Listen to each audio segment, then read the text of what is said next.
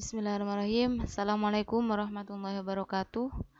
Perkenalkan, nama saya Dena Iza dari Prodi Ekonomi Syariah semester 6 kelas C, NIM 191040064.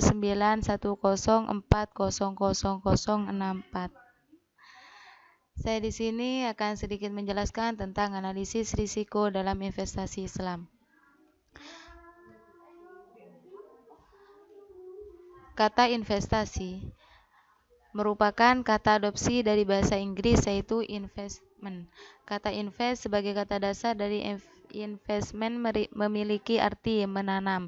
Secara sederhana, investasi dapat diartikan sebagai suatu kegiatan menanam harta yang bertujuan untuk mengembangkannya.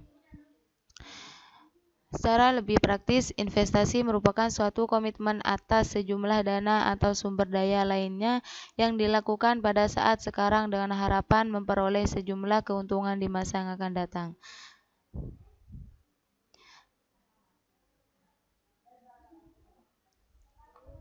Investasi dibedakan menjadi dua, yaitu investasi pada financial asset dan investasi pada real asset. Investasi finansial aset dilakukan di pasar uang, misalnya berupa sertifikat deposito, komersial paper, surat berharga pasar uang, atau SBPU, dan lainnya sebagainya. Investasi ini juga dapat dilakukan di pasar modal, misalnya berupa saham, obligasi, waran, opsi, dan sebagainya. Sedangkan investasi pada real asset dapat dilakukan dengan pembelian aset produktif, pendirian pabrik, pembukaan pertambangan, perkebunan, dan lain sebagainya.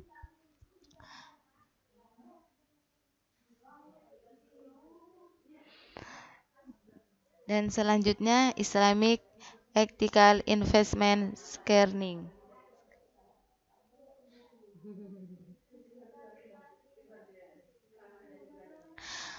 Pengembangan kinerja pasar modal syariah diawali dengan analisis kinerja investasi yang sesuai dengan etika, yang marak sejak tahun 1970-an. Konsep ethical investment pada awalnya datang dari negara-negara barat yang mengembangkan investasi, khususnya bagi konsumen atau investor yang sangat pasifik, di mana mereka sangat peduli pada bentuk investasi yang dapat dipertanggungjawabkan secara sosial. Pengertian dari Islamic Ethical investment sendiri yaitu bagian dari kegiatan investasi yang mempertimbangkan nilai-nilai etika dan agamanya. Perbedaan pokok Islamic Ethical Investment dengan investasi konvensional adalah dalam operasionalnya, dan yang paling mendasar adalah pada proses screening dalam mengkonstruksi portofolio.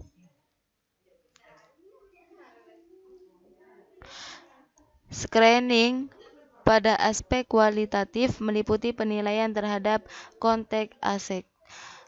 Yang pertama, apakah perusahaan bergerak dalam sektor yang dilarang atau tidak? Yang kedua, apakah dalam prakteknya menggunakan unsur-unsur riba? Dan yang terakhir, apakah prakteknya mengandung maisir dan goror? Proses ini akan menyingkirkan berbagai saham yang memiliki aktivitas haram seperti riba, goror, minuman keras, judi, daging babi, rokok, dan seterusnya. Investasi ini ditunjukkan untuk memenuhi kebutuhan kelompok investor yang menginginkan memperoleh pendapatan investasi dari sumber dan cara yang bersih yang dapat dipertanggungjawabkan secara religius atau syar'i. Dengan demikian, pemenuhan nilai-nilai syariah menjadi tujuan utama.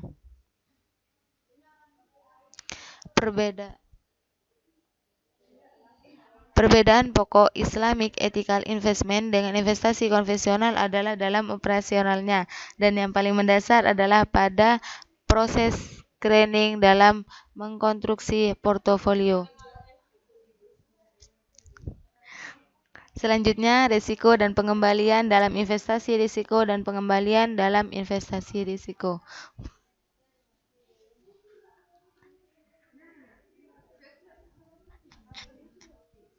Tujuan investasi di sini ialah memperoleh tingkat pengembalian tertentu atau pada umumnya setinggi mungkin. dengan sumber daya tertentu. Dalam ekonomi konvensional, setidaknya ada 3 hal yang perlu dipertimbangkan seorang investor dalam menanam modalnya.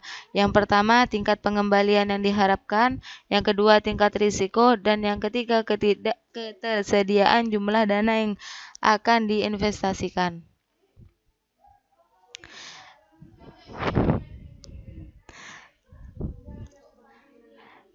Apabila dana cukup tersedia, biasanya investor menginginkan pengembalian yang maksimal dengan risiko tertentu. Dalam melakukan keputusan investasi, khususnya pada sekuritas saham, return yang diperoleh berasal dari 2 sumber, yaitu dividen dan capital gain. Sedangkan risiko investasi saham tercermin pada variabilitas pendapatan atau return saham yang diperoleh. Bisnis adalah keberanian mengambil risiko, sebab risiko selalu terdapat dalam aktivitas ekonomi. Dilema ini bahkan telah melahirkan semacam kaidah umum bisnis. No risk, no return. Dengan demikian, persoalan mendasar yang akan dihadapi dalam upaya mewujudkan Islamic Ethical Investment pada financial asset adalah masalah spekulasi terhadap risiko. Bila risiko secara sederhana disamakan dengan ketidakpastian, dan ketidakpastian ini dianggap goror sehingga diharamkan, maka permasalahan ini akan menjadi semakin sulit untuk diuraikan.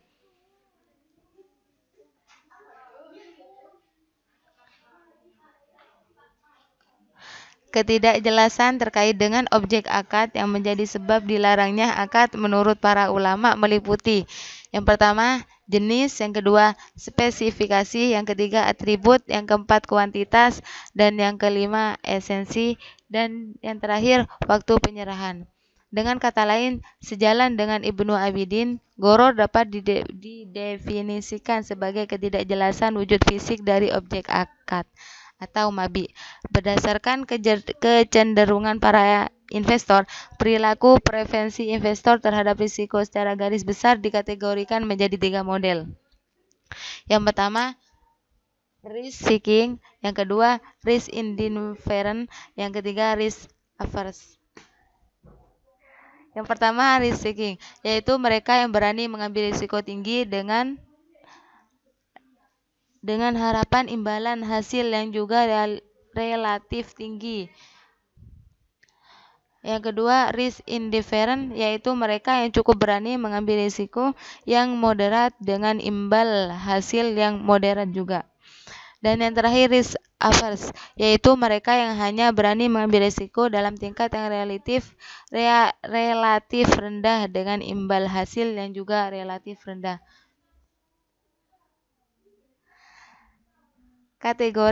Kategorisasi tersebut dapat dijelaskan dengan ungkapan lain bahwa investor ada yang memiliki sikap tidak menyukai risiko, bersikap netral, dan yang suka mengambil risiko.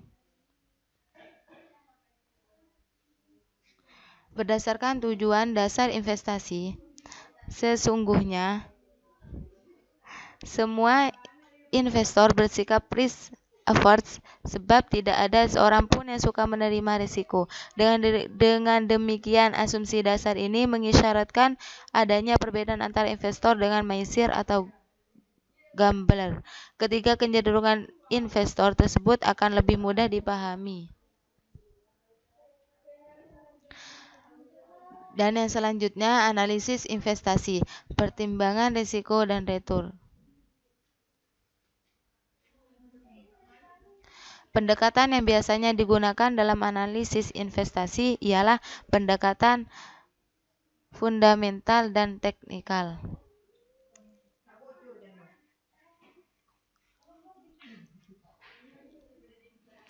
Analisis fundamental ialah analisis ini berpegang pada prinsip bahwa saham memiliki nilai intrinsik atau nilai yang seharusnya tertentu.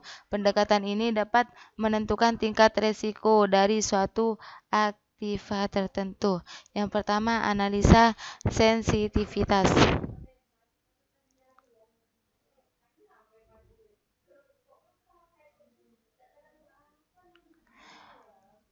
Analisa sensitivitas Ini suatu pendekatan perilaku yang menggunakan beberapa kemungkinan taksiran pendapatan untuk mengetahui variabilitas hasil. Pada umumnya, metode yang digunakan dalam mengestimasi tingkat pengembalian dari aktiva ialah sebagai berikut. Yang pertama, pesimistik, yang kedua, hampir pasti, dan ketiga, optimistik. Dan yang kedua, distribusi probabilitas.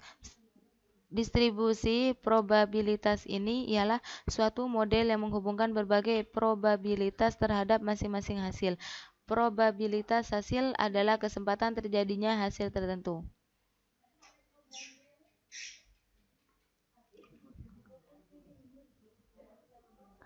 Dan yang kedua, analisis teknikal.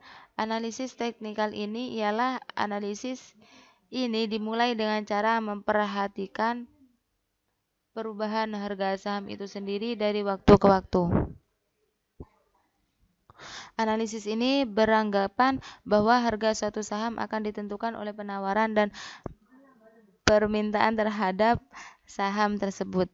Sehingga asumsi dasar yang berlaku dalam analisis ini menurut Halim 2005 halaman 29 ialah harga pasar saham ditentukan oleh interaksi penawaran dan permintaan.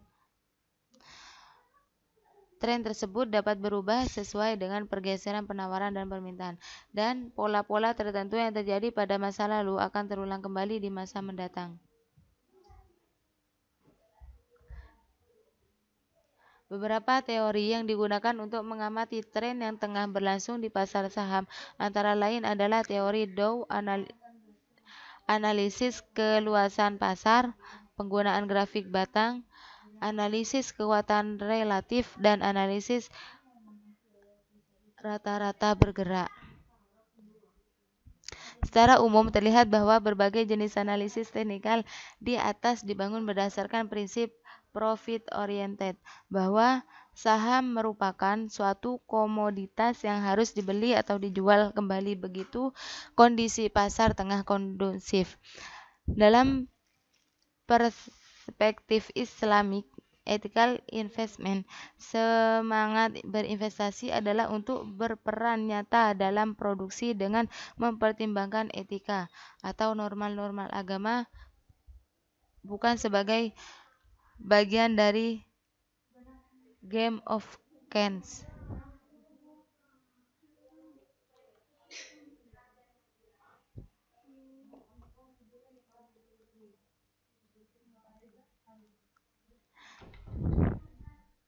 Kesimpulannya, dalam perspektif Islamic ethical investment, tujuan utama dari perilaku investasi ialah memperoleh keuntungan material dan spiritual sekaligus. Untuk mencapai tujuan itu, analisis investasi harus mempertimbangkan tingkat pengembalian dan risiko yang mencerminkan kondisi real, yaitu nilai intrinsik untuk mendukung tujuan ini. Setiap perusahaan emiten harus mengumumkan posisi keuangan secara rutin sehingga publik akan tahu berapa sesungguhnya nilai intrinsik dari saham-saham yang dikeluarkan.